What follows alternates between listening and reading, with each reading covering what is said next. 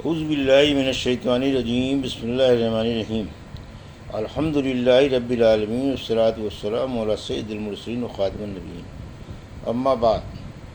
صحیح بخاری باب کتاب التفسیر، حدیث نمبر 4615، اردو ترجمہ۔ اللہ تعالیٰ کا ارشاد: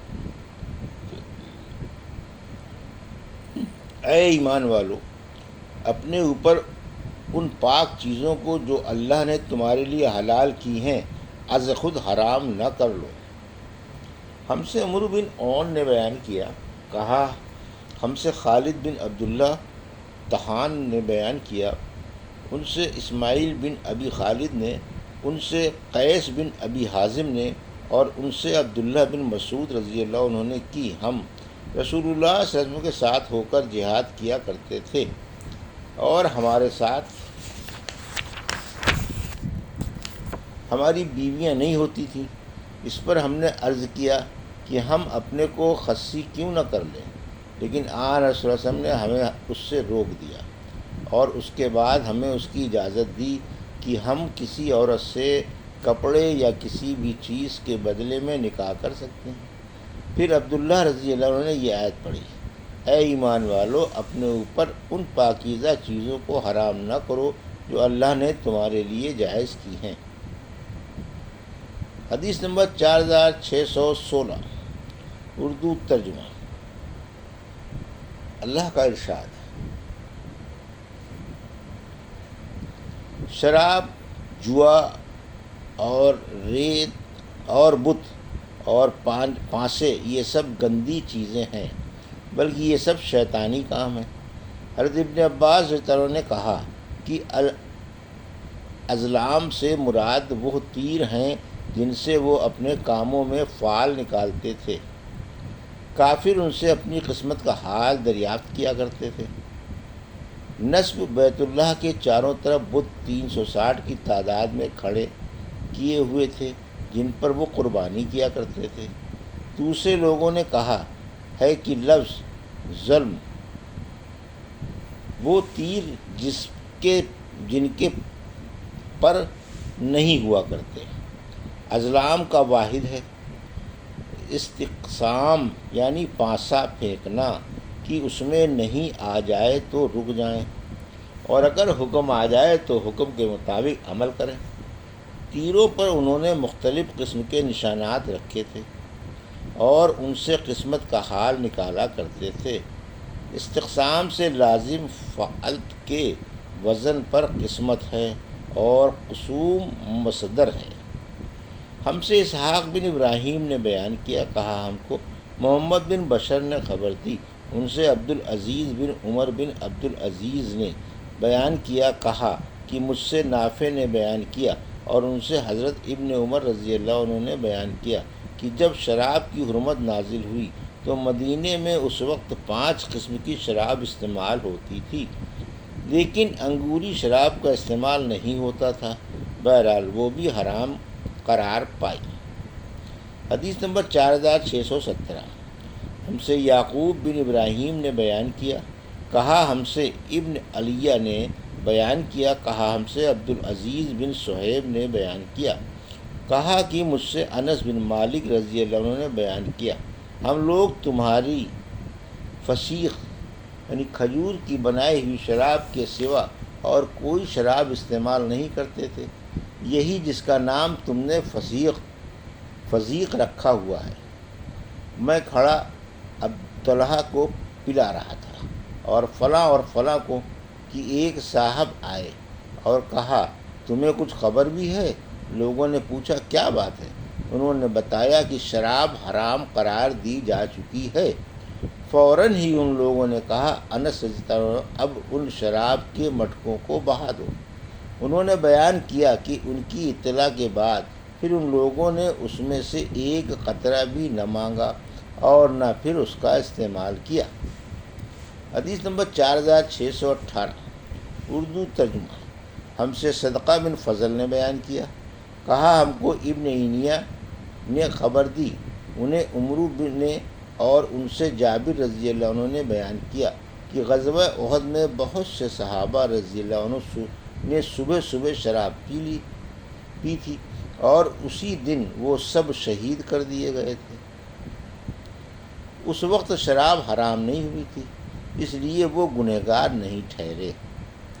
حدیث نمبر 4619 اردو ترجمہ۔ ہم سے اسحاق بن ابراہیم حنظلی نے بیان کیا، انہوں نے کہا ہم کو عیسیٰ اور ابن ادریس نے خبر دی، انہیں ابو حیان نے، انہیں شعبی نے، اور ان سے حضرت عبداللہ بن عمر رضی اللہ عنہ نے بیان کیا کہ میں نے عمر رضی اللہ عنہ سے سنا، وہ نبی کریم صلی اللہ علیہ وسلم کے ممبر پر کھڑے فرما رہے تھے، اما بعد، اے لوگو، جب شراب کی حرمت نازل ہوئی تو وہ 5 چیزوں سے تیار کی جاتی تھی: انگور، کھجور، شہد، گیہوں اور جو سے، اور شراب ہر وہ پینے کی چیز ہے جو عقل کو زائل کر دے۔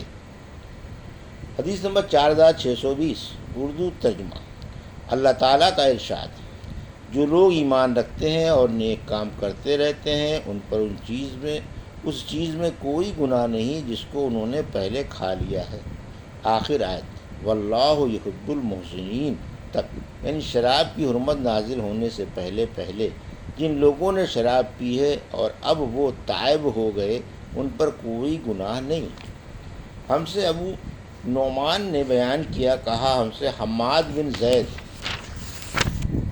نے بیان کیا، کہا ہم سے ثابت نے، ان سے سیدنا انس بن مالک رضی اللہ عنہ نے کہا کہ حرمت نازل ہونے کے بعد جو شراب بہائی گئی تھی وہ فضیق تھی۔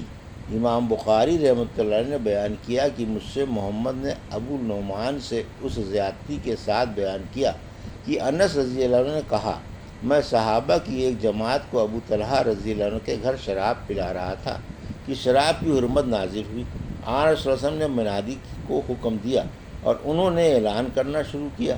ابو طلحہ رضی اللہ عنہ نے کہا، باہر جا کے دیکھو یہ آواز کیسی ہے؟ بیان کیا کہ میں باہر آیا اور کہا، ایک منادی اعلان کر رہا ہے کہ خبردار ہو جاؤ، شراب حرام ہو گئی ہے۔ یہ سنتے ہی انہوں نے مجھ سے کہا کہ جاؤ اور شراب بہا دو۔ راوی نے بیان کیا، مدینے کی گلیوں میں شراب بہنے لگی۔ راوی نے بیان کیا کہ ان دنوں فضیق شراب استعمال ہوتی تھی۔ بعض لوگوں نے شراب کو جو اس طرح بہتے دیکھا تو کہنے لگے، معلوم ہوتا ہے کہ کچھ لوگوں نے شراب سے اپنا پیٹ بھر رکھا تھا اور اسی حالت میں انہیں قتل کر دیا گیا ہے۔ بیان کیا کہ پھر اللہ تعالیٰ نے یہ آیت نازل کی، جو لوگ ایمان رکھتے ہیں اور نیک کام کرتے رہتے ہیں، ان پر اس چیز میں کوئی گناہ نہیں جس کو انہوں نے کھا لیا یا۔ حدیث نمبر 4621 اردو ترجمہ۔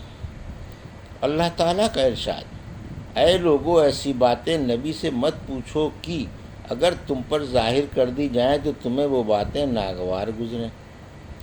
ہم سے منظر بن ولید نے عبد الرحمن جارودی نے بیان کیا، کہا ہم سے ہمارے والد نے بیان کیا، کہا ہم سے شعبہ نے بیان کیا، ان سے موسیٰ بن انس نے، اور ان سے حضرت انس رضی اللہ عنہ نے بیان کیا کہ ایک مرتبہ رسول اللہ صلی اللہ علیہ وسلم نے ایسا خطبہ دیا کہ میں نے ویسا خطبہ کبھی نہیں سنا تھا۔ آپ صلی اللہ علیہ وسلم نے فرمایا، جو کچھ میں جانتا ہوں اگر تمہیں بھی معلوم ہوتا تو تم ہنستے کم اور روتے زیادہ۔ بیان کیا کہ پھر حضور صلی اللہ علیہ وسلم کے صحابہ رضی اللہ عنہ نے اپنے چہرے چھپا لیے، باوجود ضبط کے ان کے رونے کی آواز سنائی دے رہی تھی۔ ایک صحابی نے اس موقع پر پوچھا، میرے والد کون ہیں؟ حضور صلی اللہ علیہ وسلم نے فرمایا کہ فلاں۔ اس پر یہ آیت نازل ہوئی کہ ایسی باتیں مت پوچھو کہ اگر تم پر ظاہر کر دی جائیں تو تمہیں ناگوار گزریں۔ اس کی روایت نظر اور روح بن عبادہ نے شعبہ سے کی ہے۔ حدیث نمبر 4622 اردو ترجمہ۔ ہم سے فضل بن سہل نے بیان کیا، کہا ہم سے ابو نصر نے بیان کیا، کہا ہم سے ابو خشیمہ نے بیان کیا، ان سے ابو جویریہ نے بیان کیا، اور ان سے ابن عباس رضی اللہ عنہ نے بیان کیا کہ بعض لوگ رسول اللہ صلی اللہ علیہ وسلم سے مذاقاً سوال کیا کرتے تھے۔ کوئی شخص یوں پوچھتا کہ میرا باپ کون ہے؟ کسی کی اگر اونٹنی گم ہو جاتی تو وہ یہ پوچھتے کہ میری اونٹنی کہاں ہوگی۔ ایسے ہی لوگوں کے لیے اللہ تعالیٰ نے یہ آیت نازل کی کہ اے ایمان والو، ایسی باتیں مت پوچھو کہ اگر تم پر ظاہر کر دی جائیں تو تمہیں ناگوار گزریں، یہاں تک کہ پوری آیت پڑھ کر سنائی۔ یہ تھی صحیح بخاری باب کتاب التفسیر کی حدیث نمبر 4615 سے 4622 کا اردو ترجمہ جو ابھی آپ نے سماعت فرمایا۔ اللہ سے دعا ہے کہ اللہ ہمیں حدیثوں کی صحیح سمجھ عطا فرما اور ان پر عمل کرنے کی توفیق عطا فرما، آمین یا رب العالمین۔